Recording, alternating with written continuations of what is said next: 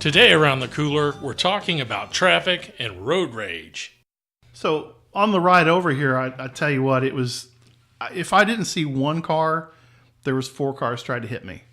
I don't know if they're on their phones or if they're just their heads up their ass. But when I get in a car, I expect to get from A to B with no problems.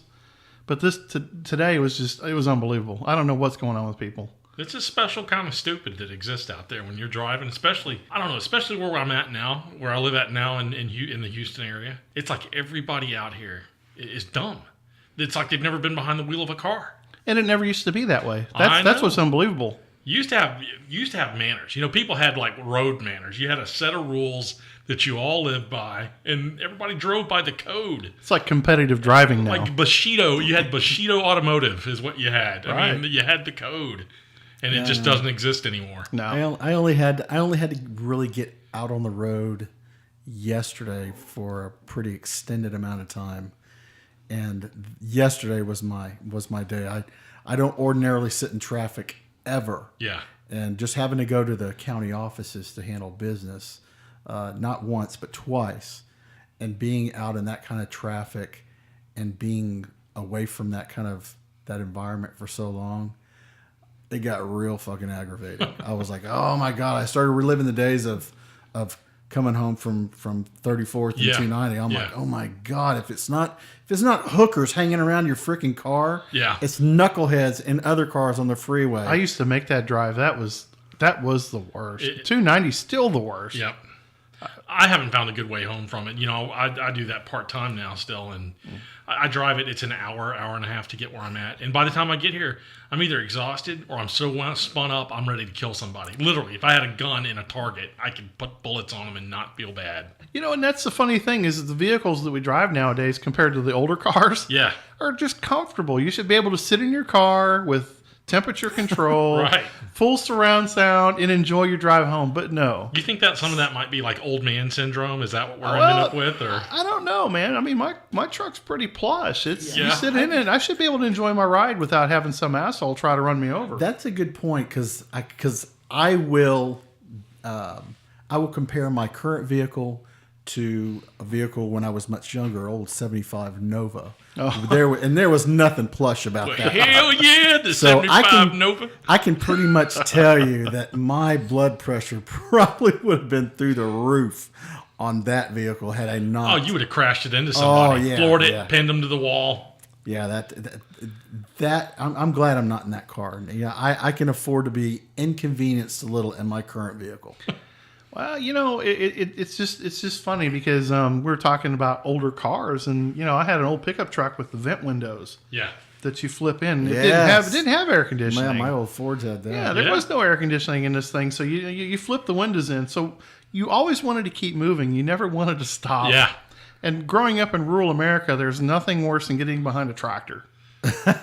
A guy going from 10 miles field to field on a hot summer day, and you're sitting there and there's just no airflow. But you know what? I'll take that any day over traffic in Houston. Any day of the week, at least I'm still moving. I was getting ready to say that because that's the thing about Houston traffic is you literally can sit in one spot for 40 minutes on the right day and see the funniest shit happen. That's true.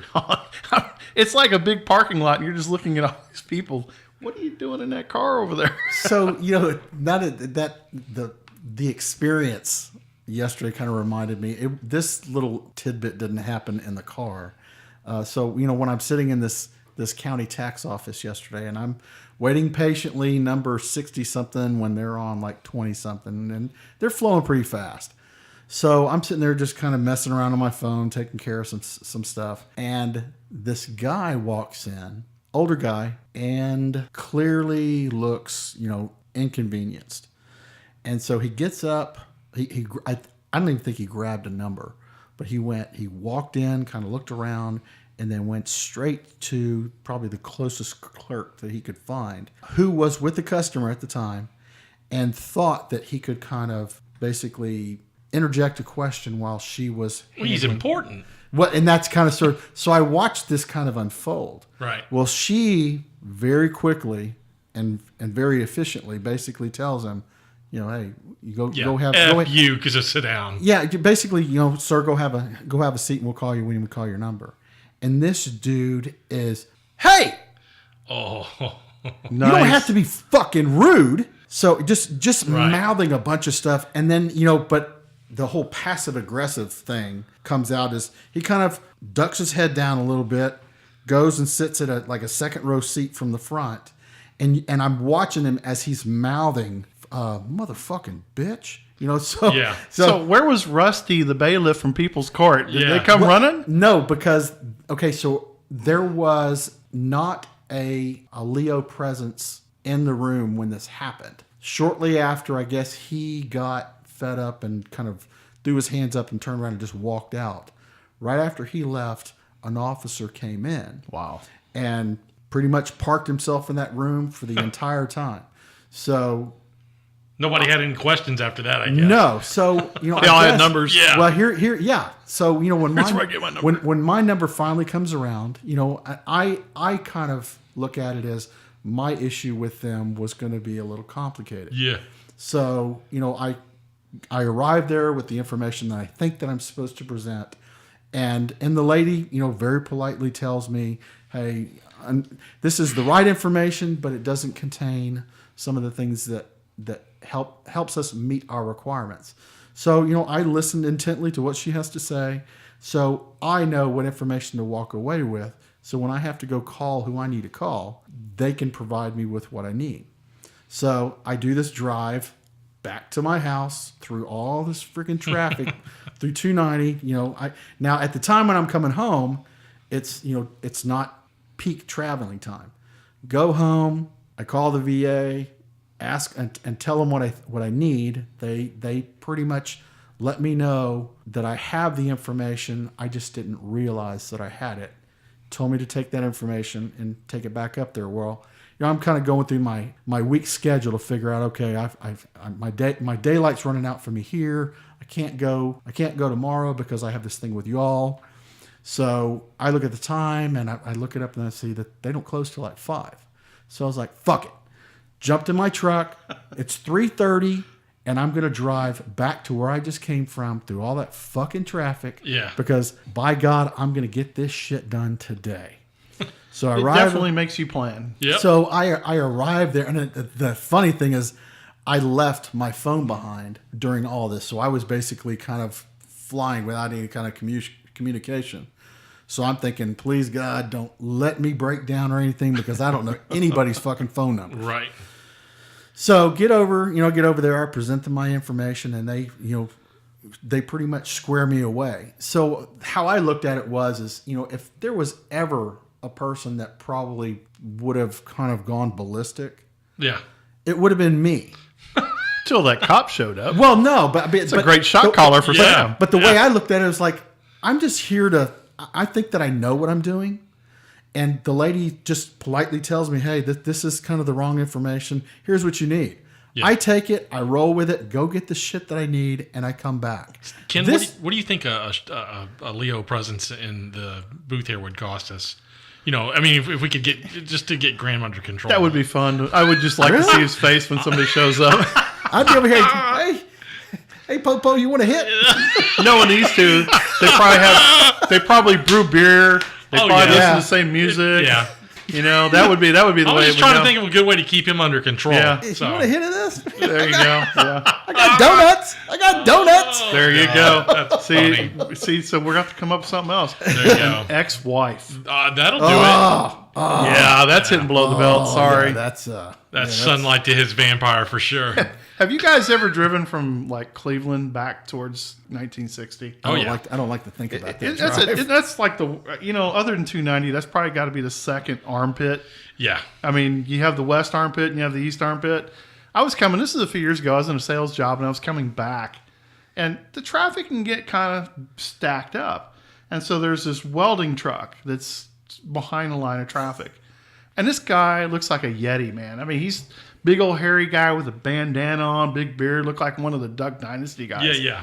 There's a young kid behind him in one of these little ricers, vroom, vroom, vroom, running right up on his bumper. Right. And you could just see that guy looking in the mirror at this kid.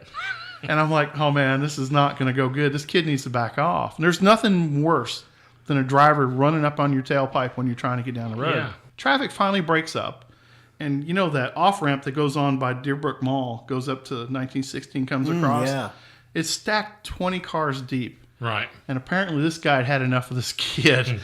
This kid zooms around him and cuts him off and squeezes right up front of him. Well, he's pinned in traffic.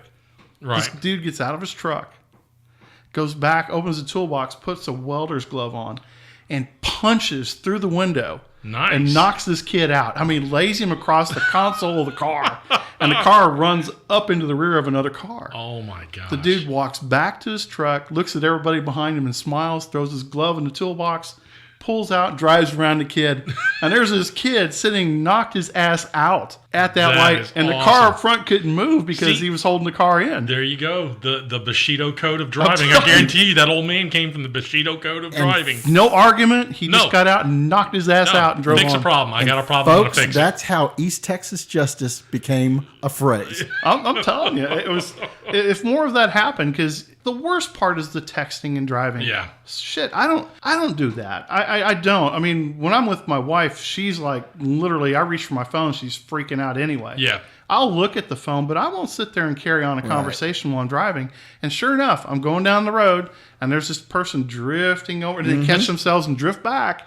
What are they on? They're on their damn phone. The one that gets me is at a red light. You especially in the mornings when you're waiting traffic, you've got traffic stacked back. And it's like, I've waited through 6 lights and I'm going to make this next one. Right. Oh, no. Nope. Jackass in front of me who's got the text working, texting her boyfriend or whatever. Well, an email came through. And they'll make it every time.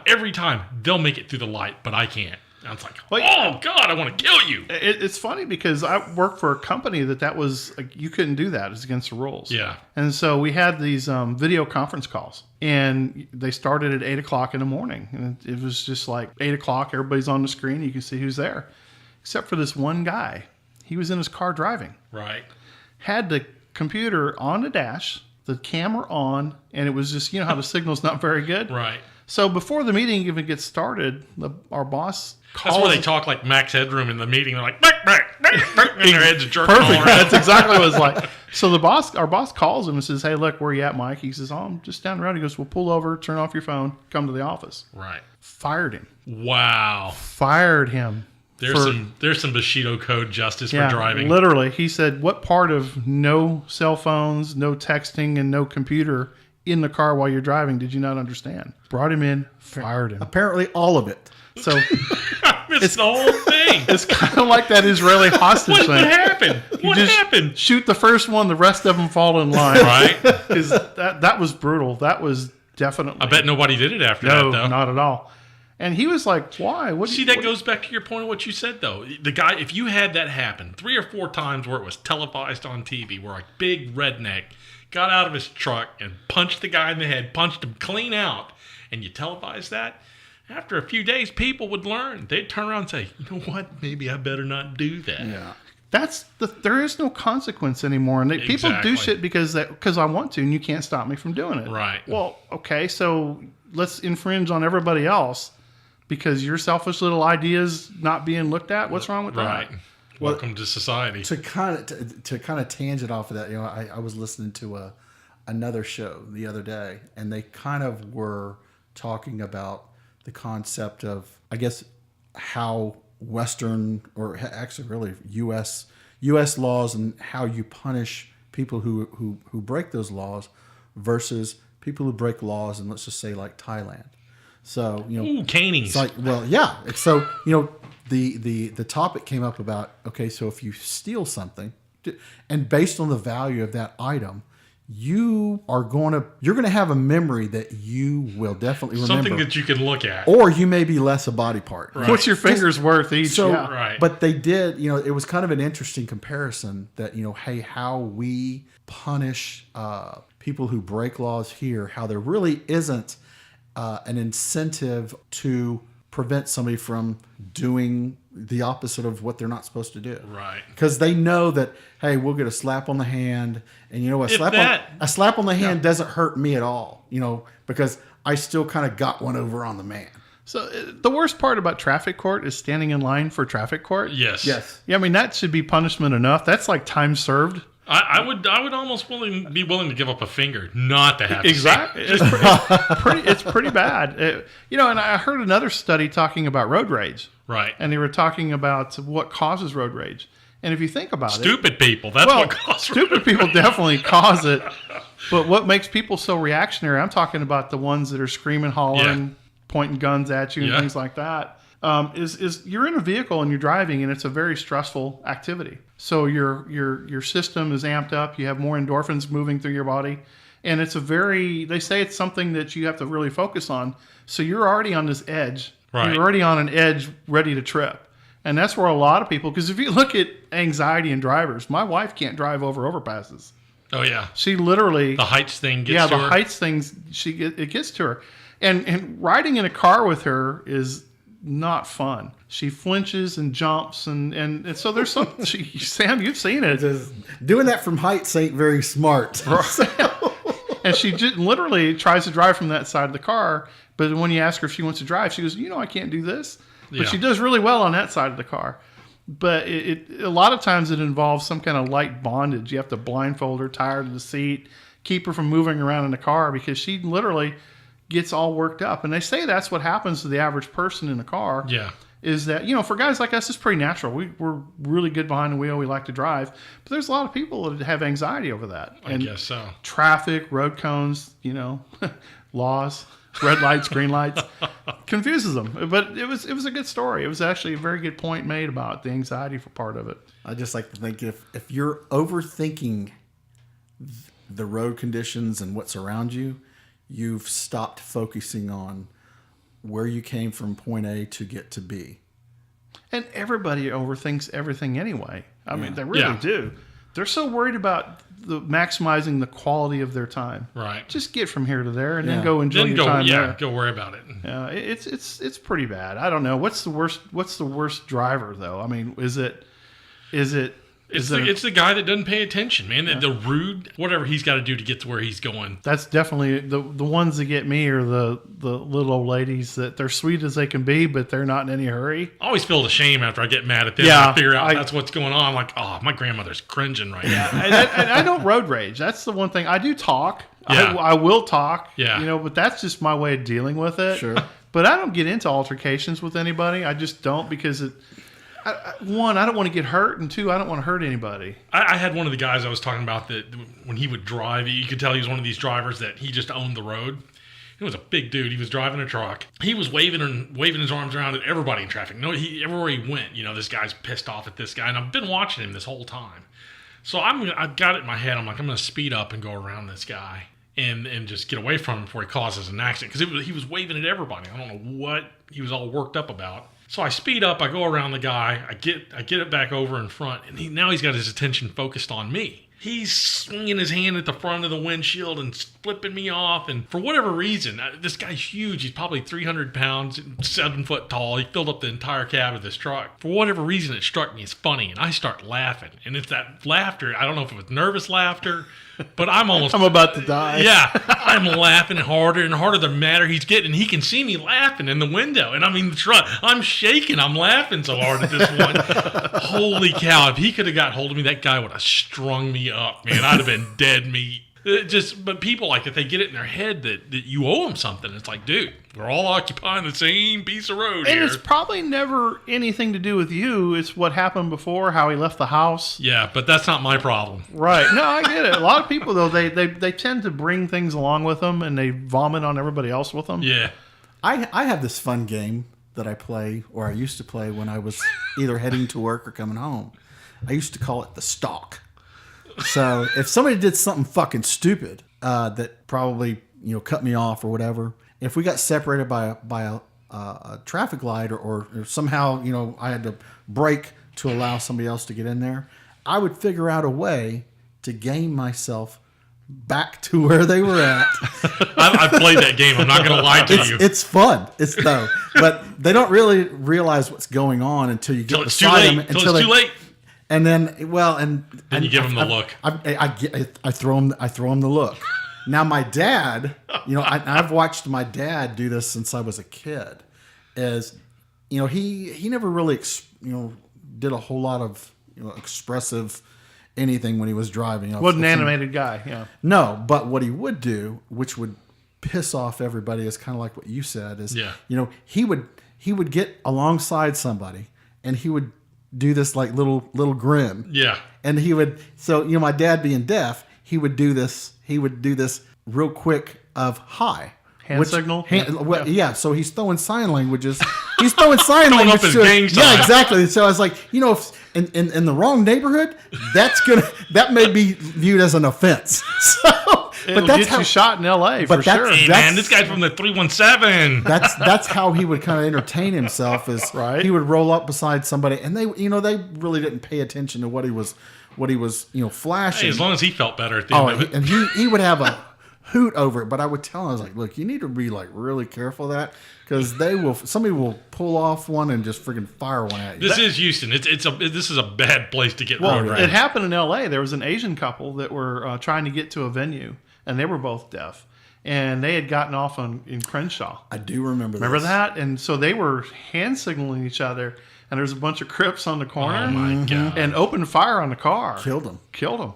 That is insane. Yeah. So the hand signal thing is like, I think I'll just keep a whiteboard in my car and keep it down low, because that's a dangerous thing. People, like I said, people are crazy. Twist off, man. And it's not even the roads, parking lot rage. Oh yeah. That's where you see some of the comedy gems right there. Yeah, that's some funny stuff there. But again, it goes back to the whole Bushido code. I've got my blinker on. I'm sitting there waiting for my spot, and then you got this jackass that pulls in. As you can tell, I've probably had my share of road rage. But yeah, you've actually documented it, so I have. Which is some funny shit too, if you ever get to see it. Yeah. But no, it's just like I said. It really comes down to people don't respect other people. They don't respect anything. So they don't. It's so competitive. It's like a competition. Yeah. And the part about it is when they give you the look, like, what are you going to do about it? Yeah. And they just don't. It's like you're going to run across the wrong person one day. And they're going to show you what they're going to do about it. Well, so you boil it down to all 50 states have some set of guidelines that they give all their drivers on how to conduct themselves on the road. And once you have your license, all those rules don't even fucking exist. Right. Because the role models that you travel with that taught you how to drive pretty much dictate or kind of have shown you how to conduct yourself when you're driving. I'll share a story with you. This happened quite a while back. Where the aerodrome, the ice skating rink over on 249? Right. They have these new, when they put in the new overpasses, you can make a U-turn and come back up the feeder road and go the other way. And there's 3 lanes. So I was making a right-hand turn, and the law says you turn to the lane closest to you. So I make my right-hand turn, and I'm in my right-hand lane. And here comes this little Subaru, comes spinning out from underneath that overpass, makes the U-turn and comes all the way across and just cuts me off up front like it was his lane. I didn't say a word. I didn't wave a hand. I didn't honk a horn. I pass him. All of a sudden, I hear something slam up the side of my truck. Some bitch threw a Route 44 drink and hit the back of my window of my truck. Wow. That motherfucker's going to be thirsty a little bit later. Yeah, it was a scrawny little shit, too. So I was like, okay, you asshole. I followed him. And he pulled into the aerodrome, and I pulled behind him, and I wrote down his plate number. He jumps out of his car. What are you doing? What are you doing? I says, well, I've got your plate number. I'm going to go to the police substation up here at Willowbrook. I'm going to turn you in. You have to explain to your dad why you're driving with your head up your ass throwing shit at people. Mm-hmm.